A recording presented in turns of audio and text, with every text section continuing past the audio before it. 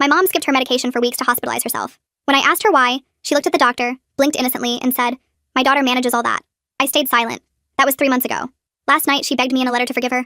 I was 16 years old when I adopted my first child, and that child was my mother. You see, she had developed Crohn's disease and needed me to take care of her. At first, I never complained, because it was small things like getting her water when she asked and helping her get dressed once in a while. But then on my 17th birthday, my dad got me a gift that changed our lives forever. He left us. Didn't say much. One day we were on the couch watching The Big Bang Theory, and my mom had fallen asleep despite sleeping for over 18 hours the night before. "I can't do this anymore," he said, before walking out and driving off. I never really saw him much after that, and I had to be the one to pick up the slack. So while all my friends were in talking stages with boys in our grade or studying in the local Starbucks, I was stuck at home scrubbing every surface completely clean, helping my mom take a shy tea, listening to her cry with pain. I was skipping so many classes and barely passing that my GPA fell from a 3.8 to a 1.2, and one time I joked about this to my mom, that I was basically losing my life in the name of her health. I just wanted to finally get the validation I craved, for her to tell me how much I'd helped her, that she loved me, or even just a thank you. But no. Instead, she told me I still wasn't doing enough, that she was probably going to die soon and I had to make sure she passed with some good memories. I felt my heart race with guilt. I thought about all the time I had chosen studying or doing homework over her, my own mother. Disgust filled my body. From there, I completely gave up on school. I was only showing up once a week, because the rest of my time was spent trying to make my mom happy. I picked up the piano and spent hours each day trying to learn all her favorite songs. One night when she wanted to go to the cinema but couldn't, I themed the entire house like it was the Grease movie. I even rented a popcorn machine and made the entire house smell like butter. When I wheeled her out to the projector, she didn't even seem impressed. Just commented on how I forgot the soda she liked. But she did seem like she was in somewhat of a good mood. So that's when I asked the question. "Mom, is it okay if I go to my high school graduation?" I knew going without her would make her sad. Plus, I didn't know if she had someone to take care of her for that day. "Oh wow. I mean, sure, okay." Her tone was passive-aggressive, as if I had just committed the ultimate betrayal. But I didn't want her to take it back, so I didn't say anything else. Fast forward to the big day. I had spent almost $60 on a new dress, which was a lot of money at the time considering I was practically the sole income earner of our home. I knew I wasn't going to get into college. Heck, I was pretty sure that I'd end up stuck in 7-Eleven for the rest of my life. So I wanted my last celebration to count. It was the first time in a while I actually felt pretty, because for once I was cleaned up and actually put effort into how I looked. And just before I left the house, I asked my mom how I looked. "Fine," she responded, staring at the floor and avoiding all eye contact. But this time her passive aggression got to me. "Mom, is everything okay?" "Yep. Okay, because if this is about the graduation..." "Wait, you'd skip it? For me?" Suddenly her face completely lit up, and she was looking at me with diamonds in her eyes. I could practically feel my inner child crying, but I ignored it. "Sure, Mom, for you." I then went into my room and took a depression nap. When I woke up 5 hours later, I checked my phone and cried my eyes out. All my friends had texted me asking where I was. Everyone was posting themselves on their stories smiling with their graduation caps on. Meanwhile, I was lying in bed, completely drenched in sweat, losing all will to live. And I wanted to cry, but I couldn't, because I had to make my mom's dinner first. I spent the next few days drowning in resentment. The whole thing had made me realize how much I was wasting my life away. But it wasn't like I could just abandon her. So I sat her down at the kitchen table and told her that Wednesdays had to be my day, to hang out with my friends, or do whatever I wanted. I even told her I hired one of my friends to sub in for me. "Right," was all my mom said, before grabbing her cane and putting in earplugs. But this time I didn't let her emotions change my mind. Fast forward to the day. I introduced her to my friend Amanda, told her I gave her instructions on cooking her favorite meal, and that I would only be gone for 4 hours. While I hung out with my friends, I turned my phone on airplane mode so I could actually relax for once. But while on the bus home, I saw it. My mom had posted a video about me, about how much I had abused her, how I was an ungrateful, out-of-control daughter that leaves her to starve in bed. It only had 500 views, but in the comments she had tagged every family member we had. And that explained the texts, because almost everyone was telling me I was a worthless piece of shit, that I was ungrateful and a disappointment.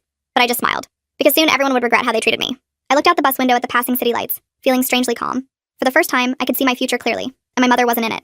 I got off the bus stop early. I needed time to process what was happening. My phone kept buzzing with new notifications, each one more vicious than the last. My cousin Gerald, who I hadn't seen since I was 12, sent a paragraph about how I was going to hell for abandoning my sick mother. My Aunt Deborah, who'd never once offered to help us, called me a selfish little brat who needed to grow up and take responsibility. Even my dad's sister Alice, who'd always been nice to me before, sent a message saying she was deeply disappointed in my behavior. I walked the last few blocks home slowly, trying to figure out what to say to my mom. I wasn't even angry anymore. Just tired. So fucking tired of all of it. When I got to our apartment, Evelyn was sitting on the front steps looking like she'd seen a ghost. Her normally perfect ponytail was half undone, and her eyes were red. "What happened?" I asked, though I already knew. Evelyn shook her head. "Your mom. She's something else. As soon as you left, she started crying and saying she needed her medication. When I gave it to her, she said I gave her the wrong pills and that you were trying to poison her. Then she called your aunt and put her on speaker so I could hear her saying I was neglecting her." I sighed. "I'm really sorry. I shouldn't have put you in that position." "It's fine," Evelyn said, but her voice made it clear it wasn't. I don't think I can do this again next week." I nodded. "I understand." Evelyn gave me an awkward side hug and practically ran to her car. I watched her drive away, knowing I'd probably never hear from her again. Another friendship sacrificed on the altar of my mother's neediness. Inside, my mom was sitting in her wheelchair in the living room looking perfectly fine. The TV was on, and she was scrolling through her phone. When she saw me, she immediately switched to looking weak and fragile. "Oh, you're finally back," she said in that pathetic voice she used when she wanted sympathy. I was so worried. Evelyn left hours ago. Evelyn had literally just walked out the door, but I didn't bother pointing that out. "I saw your video," I said instead. My mom's face changed for a split second. A flash of something like satisfaction before returning to her victim expression. "I was upset. You left me here all alone." "You weren't alone. Evelyn was here the whole time. That girl doesn't know how to take care of someone like me. She gave me the wrong pills." I knew that was bullshit. I'd labeled all the medication containers with exact instructions, and Evelyn was pre-med. She wasn't going to mess up something that basic. "Mom, Why did you have to post that online? Why tag the whole family? She looked away dramatically. I just needed support. You have no idea how hard this is for me. I almost laughed. I had no idea. I'd been living this nightmare for years while she just had to experience it. But arguing was pointless. It would just give her more ammunition for her next social media pity party. I'm going to my room, I said. I'll bring your dinner in an hour. You're just going to leave me sitting here? After I've been alone all day? I kept walking. For once, I didn't turn around. The next morning, I woke up to a text from my dad. First one in months. It just said, call me when you can. No explanation, no nothing. Typical. I waited until my mom was napping after breakfast to call him back. He answered on the second ring. Hey, he said, sounding uncomfortable. I saw your mom's video. Of course that's what it took to get him to reach out. Not the fact that I'd been struggling for years. Not my missed graduation. A dramatic Facebook video. Yeah, I said. It's not true. I hired a friend to stay with her. She wasn't alone. I figured it was something like that, he said, and I felt a tiny spark of hope that at least someone believed me. Your mom always had a flair for the dramatic. That was the understatement of the century. Yeah, well, now the entire family thinks I'm abusing her. He sighed. Look, I know I haven't been around much. At all, I corrected. At all, he admitted. And I'm sorry about that. I couldn't handle it anymore. But that doesn't mean you should have to handle it alone. Well, I have been. For almost 2 years now. There was a long pause. What if I helped you get some professional care for her? A nurse who could come a few times a week? I almost dropped the phone. Are you serious? Yeah. I've been thinking about it since I saw that video. It's not fair to you. You're still a kid. I hadn't felt like a kid in a long time, but hearing him say it made my throat tight. That would be amazing. Let me make some calls. I'll text you what I find out. After we hung up, I sat on my bed feeling like I could breathe for the first time in forever. Professional help. Someone who actually knew what they were doing.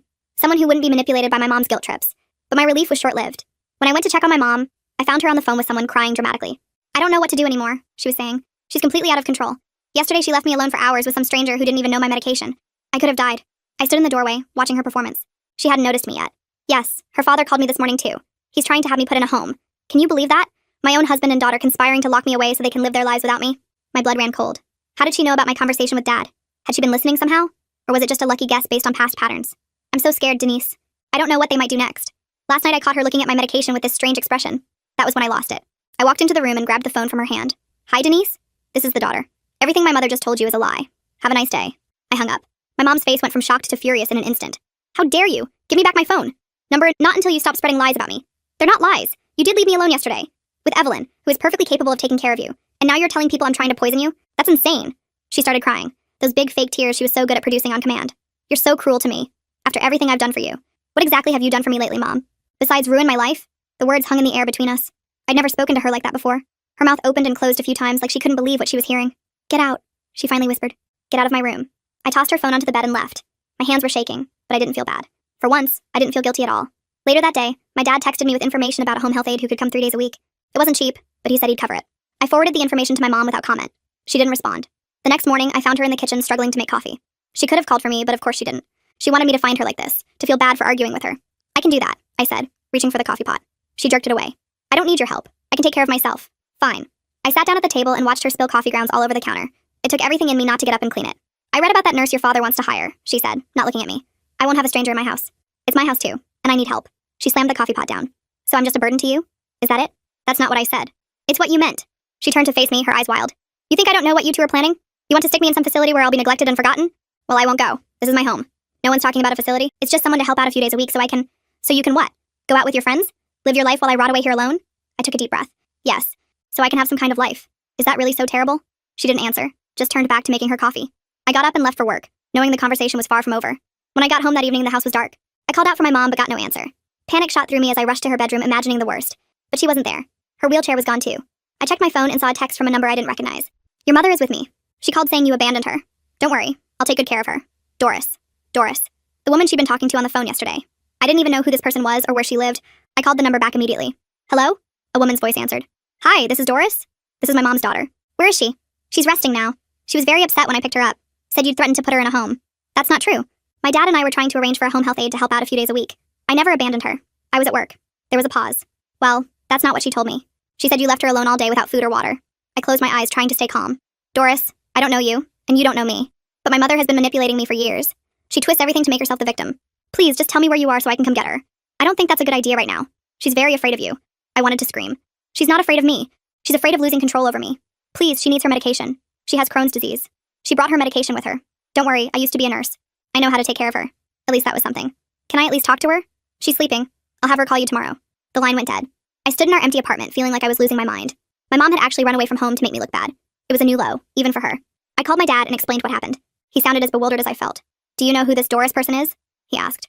No idea. Some friend of hers, I guess. She said she used to be a nurse. Well, that's good at least. Look, maybe this is for the best. You could use a break. A break. Like this was a vacation, and not my mother literally fleeing to a stranger's house to avoid having professional help. What if she tells Doris I abused her? What if Doris calls the police? Your mom won't do that, he said, but he didn't sound convinced. Just try to get some rest tonight. We'll figure it out tomorrow. Restaurant or right. Like I could sleep knowing my sick mother was with some random woman who thought I was an abuser. But despite my anxiety, I did sleep that night. Better than I had in years, actually. The house was quiet. No one was calling for me every hour. I didn't have to get up to check if she was breathing. I just slept. The next morning, I woke up to several missed calls from an unknown number. When I called back, it was Doris. Your mother is very ill, she said without preamble. I think she needs to go to the hospital. My heart sank. What's wrong with her? She's been vomiting all night. She's dehydrated. I tried to give her the medication she brought, but it's not helping. Did you check the labels? She has different medications for different symptoms. Of course I checked the labels. I told you I was a nurse, but nothing's working. I think she needs IV fluids. I rubbed my eyes. Okay, I'll meet you at Memorial Hospital in 30 minutes. We're already here. They're admitting her now. I threw on some clothes and raced to the hospital. When I got there, I found my mom in the ER, hooked up to an IV. She looked genuinely sick, her face pale and drawn. Beside her was a woman in her 60s with short gray hair and a stern expression. Doris, I assumed. There you are, my mom said weakly when she saw me. I was wondering if you'd even bother to come. I ignored the jab. What happened? Are you okay? No thanks to you, Doris muttered. I turned to her. Excuse me? If you'd been taking proper care of her, this wouldn't have happened. She told me you've been neglecting her medication. I couldn't believe what I was hearing. I've been managing her medication perfectly for almost 2 years. I have a system.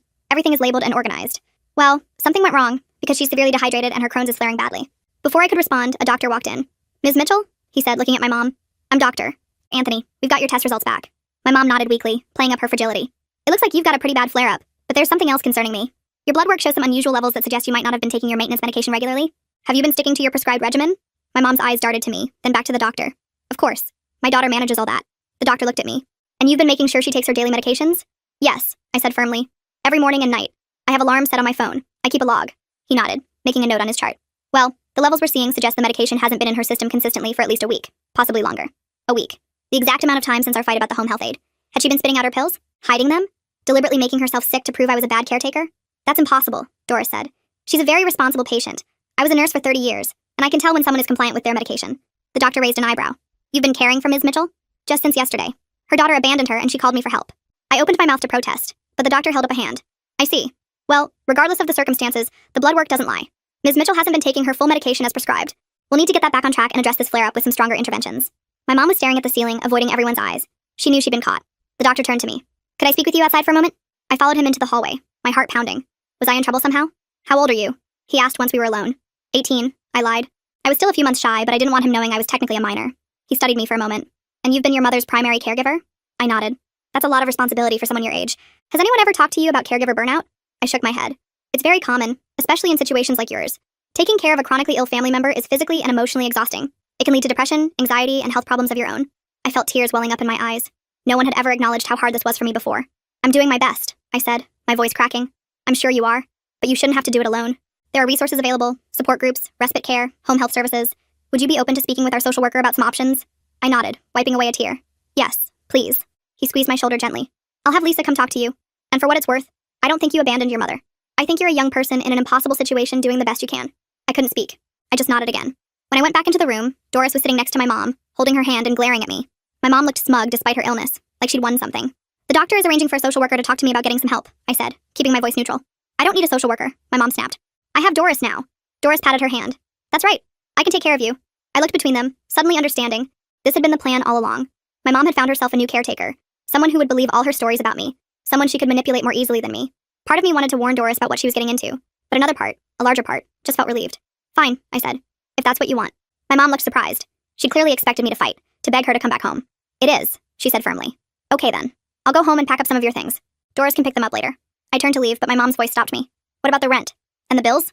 You can't afford that apartment on your own. She was right. I couldn't. But I'd figure something out. I'll manage. You'll end up on the street, she said, her tone almost hopeful. I'd rather be on the street than live with you for another day, I replied, surprised by my own honesty.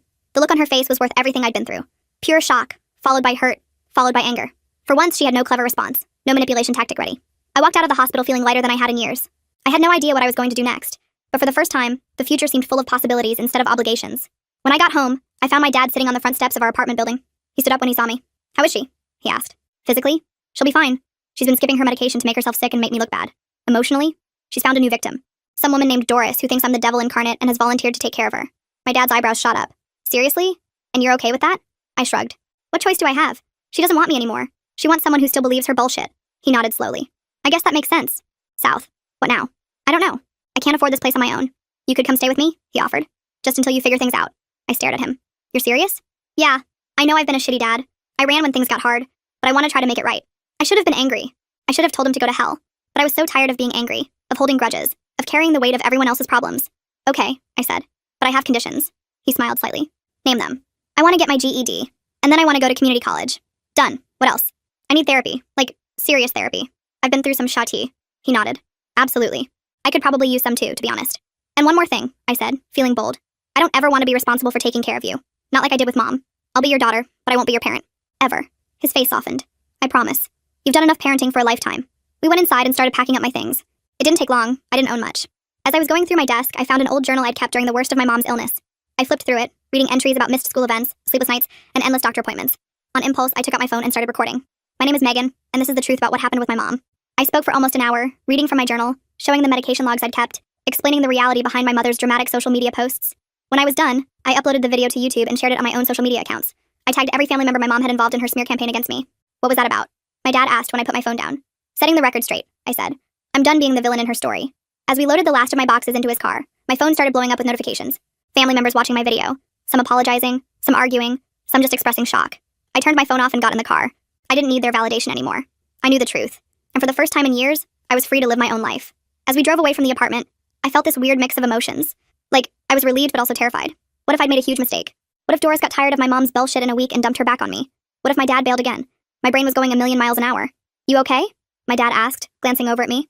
Yeah, just processing everything, I said. We drove in silence for a while. His apartment was about 30 minutes away in a part of town I'd never really been to. It was definitely nicer than our old neighborhood. When we pulled into the parking lot of his building, I was surprised. It was one of those modern complexes with a gym and a pool. You live here? I asked. Yeah, for about a year now. It's nothing fancy, but it's clean and quiet. His apartment was on the 3rd floor. It was small but neat. 1 bedroom, a decent-sized living room, and a kitchen that actually had counter space. Way better than the cramped, always messy place I'd been living in with my mom. You can have the bedroom, he said, carrying my boxes in. I'll take the couch.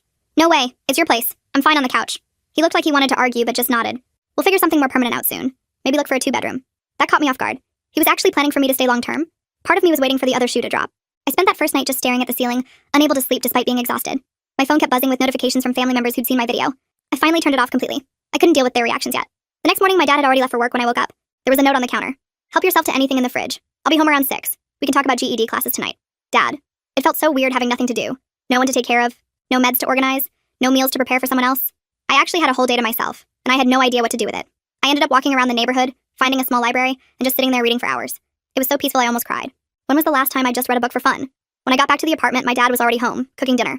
Actual dinner, not just heating up a frozen meal. Hey, he said when I walked in. Hope you like stir-fry. Smells amazing, I said, and it did. I didn't know you could cook. He shrugged. Learned after your mom got sick. Had to feed myself somehow. We ate dinner together, and it was awkward at first. We hadn't had a real conversation in years. But gradually, we started talking. He told me about his job at an insurance company. I told him about wanting to maybe study psychology someday. I looked into GED programs today, he said as we were cleaning up. There's one at the community center that starts next month, 3 nights a week. That sounds perfect, I said. I'll need to find a job too. No rush on that. Let's get you settled first. I wanted to argue, to tell him I needed to pull my weight. But honestly, I was so tired of being responsible for everything. Maybe I could just focus on my education for a while. The next day, I finally turned my phone back on. It was flooded with messages. Some family members apologizing for believing my mom. Others doubling down, saying I was just trying to make excuses. A few were just confused, wanting to hear both sides before judging. But the one that really got me was from Doris. It was short. We need to talk. Your mother isn't what I thought. I called her right away. Hello? She sounded tired. It's Megan. I got your message. She sighed heavily. Your mother is difficult. No, shut. What happened? She's been telling me different things about her medication. First, she couldn't remember which pills to take when. Then she said you never gave her the right ones. Then she admitted she sometimes hides them because she doesn't like the side effects. I don't know what to believe anymore. I almost felt bad for her. Almost. Welcome to my world for the past 2 years. I watched your video, she said. I didn't want to believe it at first, but after 3 days with her, I'm starting to understand. So what now? Are you kicking her out? I tried to keep the panic out of my voice. I couldn't go back to that life. No, not yet. I made a commitment, but I wanted you to know that I see what's happening now. And I'm sorry I judged you. Relief washed over me. Thank you. That means a lot. She's not going to be happy when she finds out we talked, Doris warned. Probably not, but you can handle it however you want. I'm done managing her emotions. After I hung up, I felt lighter somehow, like someone had finally seen the truth without me having to fight for it. The next few weeks fell into a routine. I started GED classes, which were actually pretty easy since I'd been a good student before everything went to hell. My dad and I were slowly figuring out how to live together. It was awkward sometimes, but we were trying. I hadn't heard from my mom directly, but I got updates from Doris occasionally. Apparently, my mom was already starting to wear out her welcome. She'd convinced Doris to rearrange her entire house to be more accessible, then complained about every change. Classic mom. About a month after I moved out, I got a call from an unknown number. Against my better judgment, I answered. Hello? Is this Megan? A man's voice I didn't recognize. Yes. Who's this? This is Dr. Anthony from Memorial Hospital. We met when your mother was admitted last month. My stomach dropped. Is she okay? Physically, yes. But there's been a situation. She's been readmitted, and we're concerned about her home environment. What happened? She claims she fell and couldn't get help for several hours. When she arrived, she had some concerning bruising that doesn't align with a simple fall. We're required to report potential elder abuse. I felt sick. Are you saying Doris hurt her? We don't know what happened. But your mother is claiming you came to visit and pushed her during an argument. My blood ran cold. That's impossible. I haven't seen her since she left the hospital with Doris. I've been living with my dad across town. I suspected as much, he said, his voice gentler. Your mother's stories have been inconsistent, but we still need to investigate any abuse claims. I understand. What do you need from me? Could you come to the hospital? Our social worker would like to speak with you. I agreed and texted my dad what was happening. He offered to leave work early and meet me there, which I appreciated more than I could say. When we arrived at the hospital, a social worker named Karen was waiting for us. She led us to a small conference room and explained the situation. Your mother is claiming you've been coming to Doris's house and threatening her. She says you pushed her down yesterday, causing her to fall and injure herself. I shook my head. That's completely false. I haven't seen or spoken to my mother since she left with Doris. I've been focused on getting my GED and rebuilding my life. Karen nodded. We've already spoken with Doris, who confirms you haven't been to her house. She also mentioned some concerns about your mother's truthfulness. My dad spoke up. My daughter has been living with me for over a month. She's been attending GED classes 3 nights a week. I can provide documentation of all of this. Karen made some notes. That's helpful. We're not looking to cause problems for anyone, but we have to take abuse allegations seriously, especially with vulnerable adults. I understand, I said. But my mother has a history of manipulation and false accusations. She's been doing this to me for years. Yes, doctor.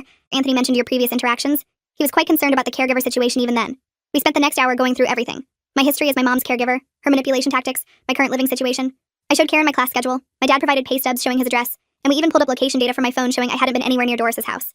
I believe you, Karen said finally. But we still have a problem. Your mother needs care, and it seems Doris is at her breaking point. That's not my problem anymore, I said, probably sounding harsher than I meant to. Karen didn't look shocked or judgmental. She just nodded. You're very young to have been carrying this burden, but we do need to figure out a sustainable plan for your mother. My dad cleared his throat. What about assisted living? I can contribute financially, but Megan can't be involved in her care anymore. It's not healthy for either of them. Karen seemed to consider this. That might be the best option. I'll talk to your mother about it, though I expect she'll resist. She'll definitely resist, I said. She doesn't want professional care. She wants someone she can control. Well, that's not going to be an option anymore, Karen said firmly. Not if she's making false abuse allegations. That crosses a line. As we were leaving, Karen stopped me. Megan, I want you to know something. What you did for your mother, taking care of her at such a young age, was remarkable. But it wasn't fair to you, and you deserve to have your own life now. Don't let anyone make you feel guilty about that. I nodded, not trusting myself to speak without crying. In the parking lot, my dad put his arm around my shoulders. You okay? Yeah, I said. Just tired of her drama. I know, but Karen's right. You did more than enough. The next few days were a blur of phone calls and meetings.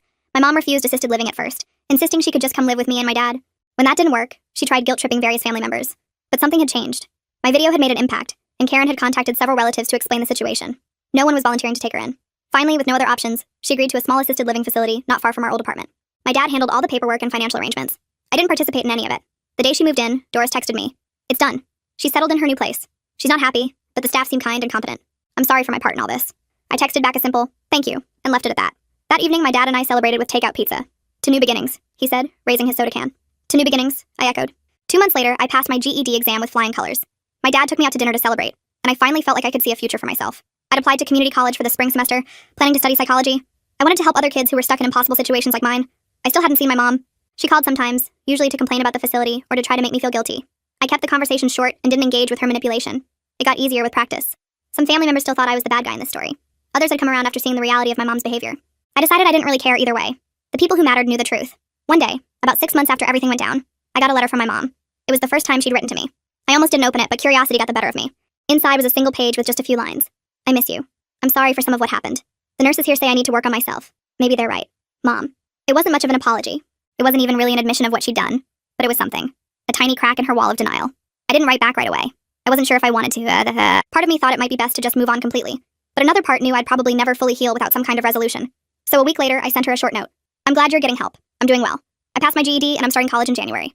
I need time and space, but maybe someday we can talk. It wasn't forgiveness. It wasn't even really an opening, but it was honest, and that felt like enough for now. As for me, I was finally living my own life, making my own choices, sleeping through the night without waiting for someone to call my name. It wasn't perfect. I still had nightmares sometimes, still flinched when my phone rang, still felt guilty for random things that weren't my fault. But I was getting better. One day at a time, one choice at a time, I was becoming the person I was meant to be all along. Not a caretaker, not a victim, just me.